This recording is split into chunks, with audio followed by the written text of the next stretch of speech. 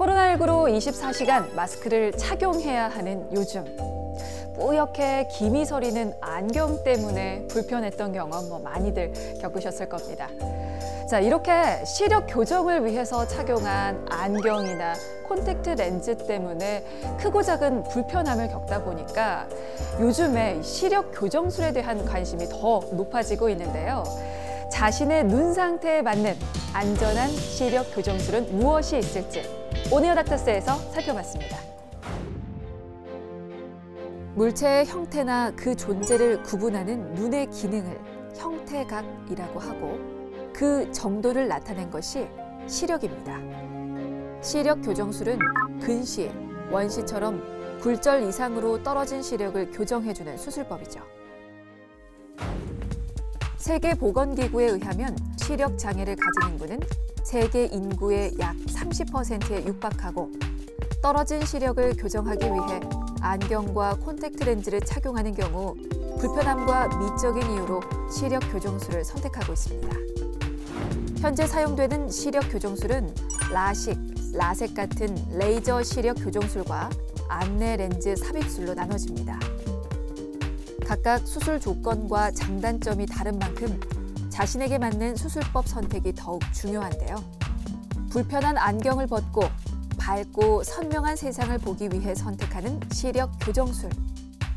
어떻게 선택하고 이후 관리는 또 어떻게 해야 할지 온에어 닥터스에서 자세히 알아봅니다. 떨어진 시력을 되찾기 위한 선택, 시력 교정술의 모든 것. 안과 전문의 곽용관 원장과 함께하겠습니다.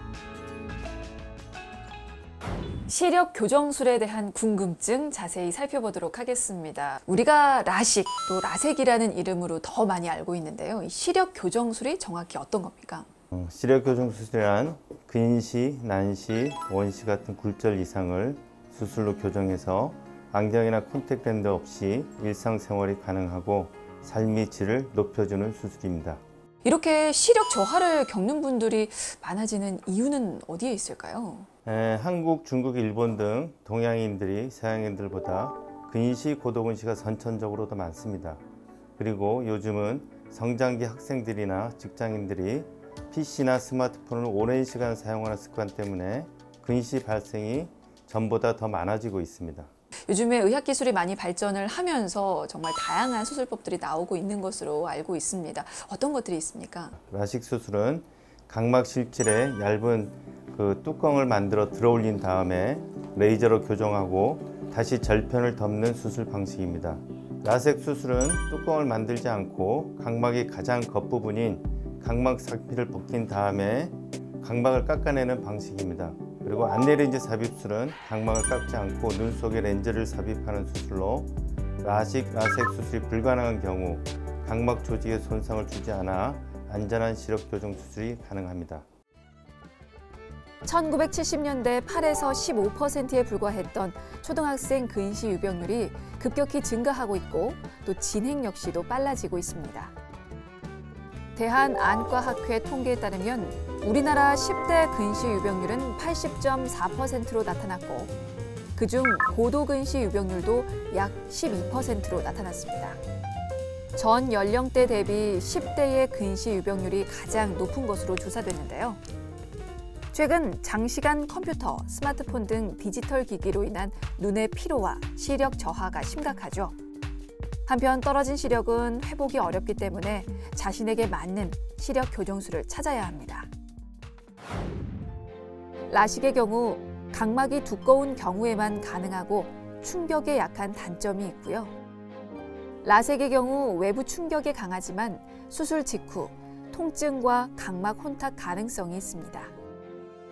레이저를 이용해서 각막을 깎아내는 수술인 라식, 라섹은 시력, 난시, 각막 두께에 의해 제한될 수 있는 반면 안내 렌즈 삽입술은 각막을 깎지 않아도 돼 시력 교정에 제한이 없어 많이 이용되고 있습니다. 네, 의학기술의 발달로 이 시력 교정술 또한 날로 정교해지고 다양해지고 있는데요. 많은 사람들의 관심을 받으면서 또 이에 대한 잘못된 정보들도 많아지고 있죠. 그래서 팩트체크 해보고 가겠습니다. 팩트체크 오해와 진실입니다.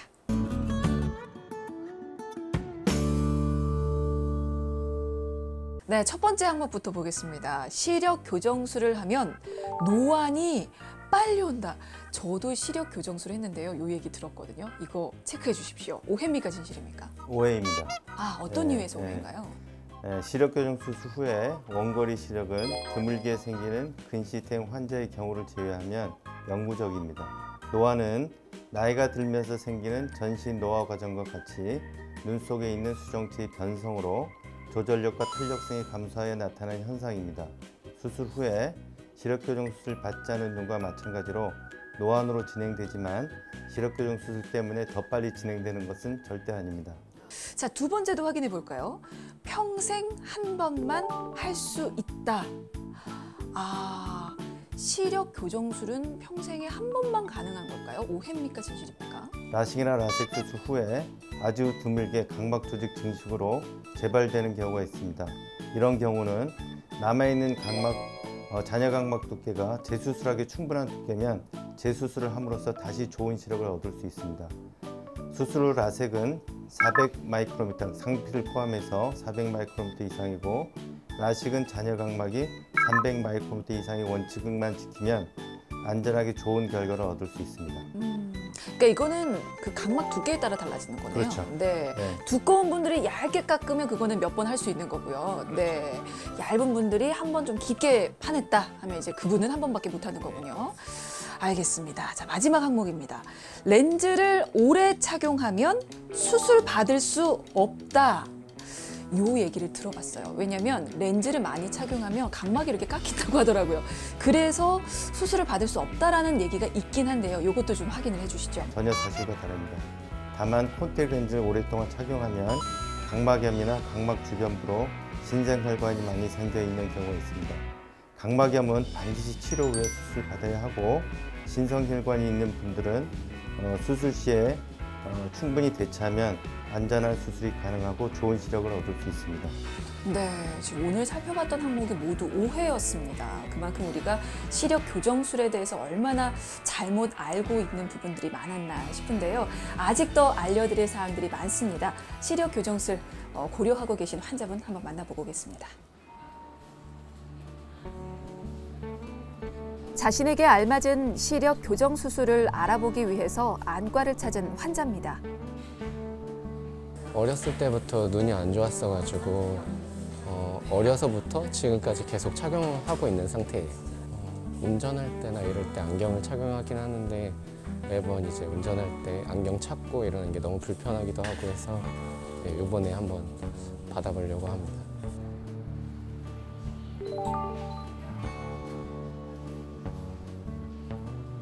수술 후에 한 이틀 정도만 쉴 수 있으면 좋겠습니다. 이틀 후부터는 일상생활이 가능하고 그다음에 라섹 수술할 때 그 각막 콘탁이 제일 문제가 될 수 있기 때문에 선글라스를 낀다든지 밖에서 그 해가 있을 때만 끼면 되세요.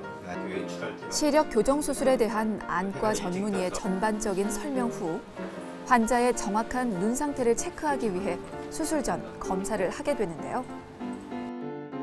시력 교정 수술 전에는 보통 수십 가지 정밀 검사를 받게 됩니다. 소요 시간은 보통 2시간 정도 걸립니다. 시력 검사와 굴절 검사는 당연히 이루어지고 안저 검사, 시야 검사, OCT 검사, 각막 지형도 검사, 각막 두께 검사, 각막 내피세포 검사와 눈에 보이지 않는 각막 이상증을 발견하기 위한 유전자 검사 등을 진행합니다. 시력 교정 수술은 각막에 진행되는 중요하고도 예민한 수술인 만큼 여러 가지 다양한 정밀 검사를 통해 개인의 눈 상태를 세밀하게 파악합니다. 각막 두께 검사와 각막 내피세포 검사는 라식이나 라섹이 가능한 각막 두께를 갖고 있는지 아니면 두께가 모자라서 안내렌즈 삽입술을 해야 될 경우에도 각막 내피세포가 충분한 경우에만 그 안내렌즈 삽입술이 가능하므로 매우 중요한 검사입니다. 정밀 검사 결과를 토대로 라식과 라섹 중 더욱 적절한 교정 방법을 선택하는데요. 사방 팔방에서 아지랑이 같이 일렁이는 거 나타나면 눌러주시면 돼요. 네. 수술 전 검사로 부작용을 최소화할 수 있는 것은 물론 증상이 잘 드러나지 않는 안 질환을 발견하는 등 눈의 전반적인 상태도 확인할 수 있습니다. 특히 망막, 녹내장 검진이 매우 중요합니다. 일례로 과거에는 젊은 사람들도 망막방해 때문에 망막 수술 많이 받았었는데 요즘은 많이 줄었습니다. 그 이유는 시력경술 전 검사를 통해서 망막이 얇아진 질환이나 망막에 구멍이 생기는 망막 열공을 조기에 발견하고 망막 레이저로 간단히 치료하는 케이스가 많아졌기 때문입니다.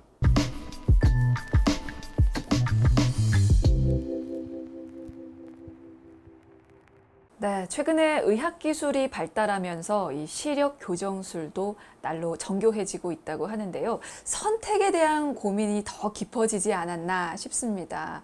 사실 이 수술을 선택하는 게 환자가 직접 해야 하는 건지 그게 일단은 먼저 좀 궁금하고요. 그리고 수술을 선택할 때 어떤 점을 주의해야 하는지도 좀 알려주시면 좋겠습니다. 그 환자 개개인마다 각막의 모양이나 눈이 상태가 다 다르고 라식이나 라섹을 받을 수 없는 유전 질환을 가지고 있는 경우도 있습니다. 그리고 제일 중요한 점은 시력교정 수술 후에 나타날 수 있는 부작용을 예방하기 위해서라도 수술 방법은 매우 신중하게 고려해서 선택하셔야 합니다. 그리고 또 하나, 요즘에 뭐 고도근시라든지 초고도근시 환자가 날로 증가한다고 들었는데요. 이런 분들은 이 시력 교정술을 못 받는다고 들었거든요. 이런 경우는 어떻게 해야 됩니까? 각막에 질환이 있는 경우도 할 수 있는 안내 렌즈 삽입술 비율이 높아지고 있습니다. 난시가 심한 경우에도 난시 교정용 안내 렌즈 삽입술을 통해서 근시와 난시를 동시에 교정할 수 있기 때문에 수술 만족도가 훨씬 높아졌습니다. 그러면 시력 교정술 이후에 녹내장이라든지 백내장 수술은 가능하기는 한 겁니까? 시력 교정술 후에도 백내장, 녹내장 수술은 똑같이 가능합니다. 백내장 수술할 때는 본인 눈에 맞는 인공수정제 도수를 정해야 됩니다. 이때 몇 년 전만 해도 시력 교정 수술 받기 전 각막 모양과 각막 이상, 굴절 이상 도수를 알고 있어야 백내장 수술 시 정확한 인공수정제 도수를 얻을 수 있었는데 지금은 안과 기기 발달로 이런 정보가 없어도 인공수정제 도수를 정확히 정할 수 있게 되었습니다. 그리고 사실 이 시력 교정술이 끝이 아닙니다. 시력이 돌아왔는데 그걸 또 잘 유지하려는 노력을 기울여 주셔야 해요. 그 관리법도 좀 알려주신다면요. 보통 라식 수술은 다음 날부터, 라섹 수술은 3일 후부터 일상생활이 가능하고 두 수술 모두 4일 뒤부터 세안은 가능합니다.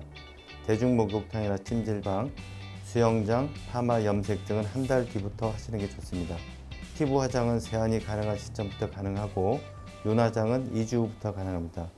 술은 1, 2주부터 가능하고 가벼운 운동은 1주 후부터 가능하지만 땀이 날 정도의 심한 운동은 2주간 피하는 것이 좋습니다. 네, 알겠습니다. 자, 끝으로 시력 교정술을 고민하고 계신 분들을 위해서 한 말씀 좀 남겨주시죠. 국내에 라식이 들어온 지 20년이 넘었고 장비나 수술 방법, 의료진들의 임상 경험 역시 발전했습니다.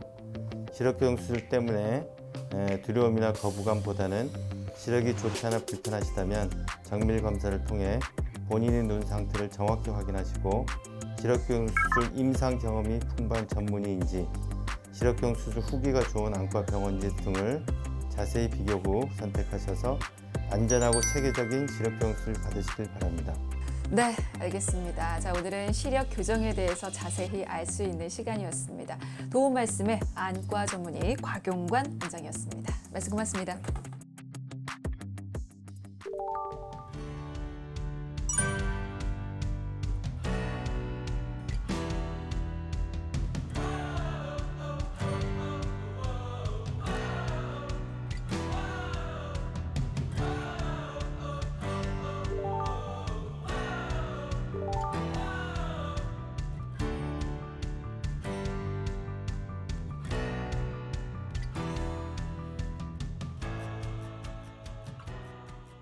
이 시력 교정술은요, 안경이나 콘택트 렌즈 착용으로 불편을 경험했던 분들에게 새로운 세상을 열어주는데요. 자, 안전한 시력 교정술을 위해서 이것만은 기억하십시오. 수술 전 정밀 검사는 필수고요. 그리고 자신의 눈 상태에 맞는 적합한 시력 교정술은 꼭 전문의와의 상의를 통해서 선택하시기 바라겠습니다.